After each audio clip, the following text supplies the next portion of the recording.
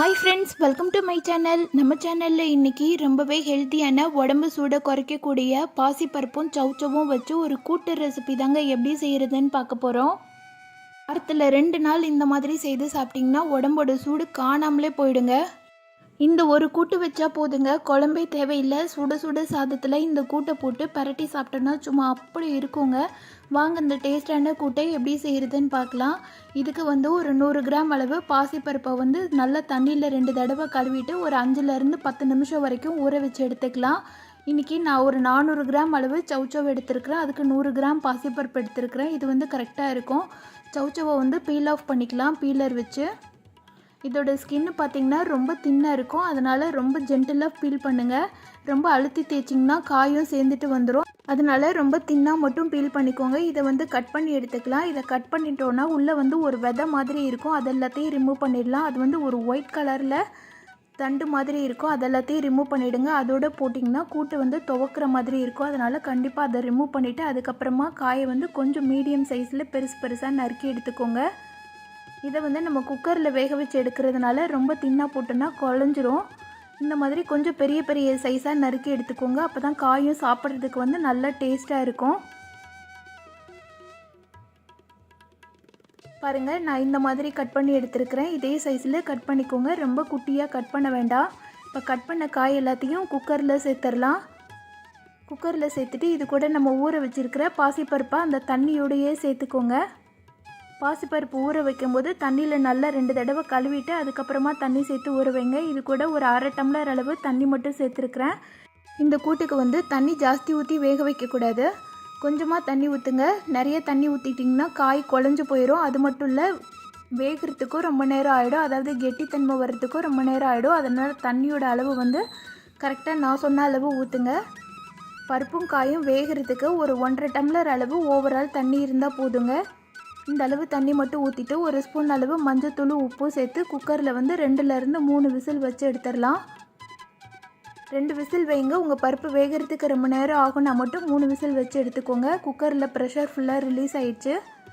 பாருங்கள், பருப்பு இந்த மாதிரி நல்ல பூ மாதிரி வந்திருக்கணும். அதே நேரம் காயும் குலையாமல் இருக்குது பாருங்கள். நீங்கள் குட்டி குட்டியாக நறுக்கி போட்டிங்கன்னா காய் கண்டிப்பாக குழஞ்சி போயிடும். அதனால் கொஞ்சம் பெரிய சைஸாக நறுக்கிக்கோங்க. அப்போ தான் சாப்பிட்றதுக்குமே நல்ல டேஸ்ட்டாக இருக்கும். இது ஒரு சைடு இருக்கட்டும். இப்போ கடாயை சூடு பண்ணிவிட்டு எண்ணெய் ஊற்றி கடுகு உளுந்த பருப்பு போட்டு நல்லா பொரிய விட்டுடலாம். கடுகு பொரிஞ்சோடனே ஒரு கொத்து கருவேப்பிலை சேர்த்துக்கோங்க. இது கூட ஒரு பெரிய வெங்காயம் நீளமாக அரிஞ்சு வச்சுருக்கிறேன், அதை சேர்த்துக்கலாம். வெங்காயம் சேர்க்கும்போது இந்த மாதிரி கை வச்சு நல்லா க்ரஷ் பண்ணிவிட்டு சேர்த்திங்கன்னா வெங்காயம் சீக்கிரமே வதங்கி வந்துடும். வெங்காயம் கண்ணாடி பதம் வர வரைக்கும் வதக்கிக்கலாம். இது கூட நம்ம வேக வச்சுருக்கிற பருப்பு கூட்டை சேர்த்துடலாம். இந்த சௌச்சவ் கூட்டு அடிக்கடி சம்மர் டைமில் செய்து சாப்பிட்டிங்கன்னா உடம்புல இருக்கிற ஹீட்டெல்லாம் குறைஞ்சிடுங்க. அது மட்டும் இல்லை, சாதத்தோட பரட்டி சாப்பிட்றதுக்கும் ரொம்ப அருமையான ரெசிபிங்க. சைடிஷ் எதுவுமே தேவைப்படாது, வெறும் ஊறுகாய் மட்டும் இருந்தாலும் போதும், இல்லை வெறும் அப்பளம் மட்டும் கூட பொரிச்சு எடுத்துக்கலாம். ரொம்பவே சிம்பிளாக செய்யக்கூடியது, ஆனால் டேஸ்ட்டு அருமையாக இருக்கக்கூடியது. இப்போ நம்ம வேக வச்சுருக்கிற பருப்பு எல்லாத்தையும் கடாயில் சேர்த்துட்டு கொஞ்சமாக தண்ணி ஊற்றி ஒரு கொதி மட்டும் சிம்மில் வச்சு கொதிக்க வச்சிடலாம். இதுக்கு மசாலாவுக்கு மிக்ஸி ஜாரில் ஒரு கைப்பிடி அளவு தேங்காய் எடுத்துக்கோங்க. பூண்டு ஒரு 4 பல் பூண்டு எடுத்துருக்கிறேன். இது பொடி பல்லாக இருக்கிறதுனால 4 எடுத்துருக்கிறேன். பெரிய பல் பூண்டுனா 1 இல்லை 2 மட்டும் எடுத்துக்கோங்க. 1.5 ஸ்பூன் அளவு சீரகம் சேர்த்துக்கோங்க. காரத்துக்கு ஒரு பச்சை மிளகாவை 2ஆக உடச்சி சேர்த்துருக்கிறேன். 1/2 ஸ்பூன் அளவு சோம்பு சேர்த்துக்கோங்க. இதெல்லாத்தையும் மிக்ஸி ஜாரில் தண்ணி ஊற்றி நல்லா பேஸ்ட் மாதிரி அரைச்சி எடுத்துக்கலாம். இப்போ பாருங்கள், சிம்மில் வச்சு பருப்பு நல்லா கொதிச்சு வந்திருக்கு.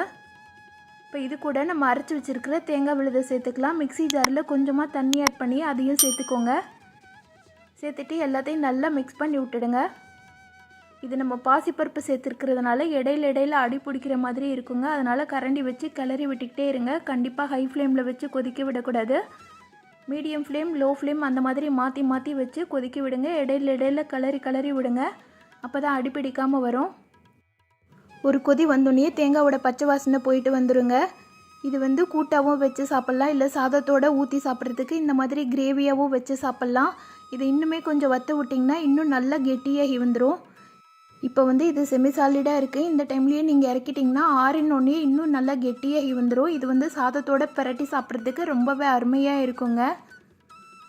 இது வந்து உடம்புக்கு ரொம்ப ரொம்ப குளிர்ச்சி தரக்கூடியது. சௌசௌவும் உடம்புக்கு குளிர்ச்சி தரக்கூடியது. பாசிப்பருப்பும் பார்த்திங்கன்னா உடம்புக்கு அவ்வளவு குளிர்ச்சி தரக்கூடியது. சம்மர் டைமில் காய்கறி சாப்பிடாத குழந்தைங்களுக்கு, உடம்பு சூடு இருக்குதுன்னு சொல்கிறவங்களுக்கு வாரத்தில் 2 நாள் இந்த காய் வச்சு சாப்பிடுங்க. உடம்போட சூடெல்லாம் குறைஞ்சிட்டு அவ்வளவு நல்லாயிருக்கும்.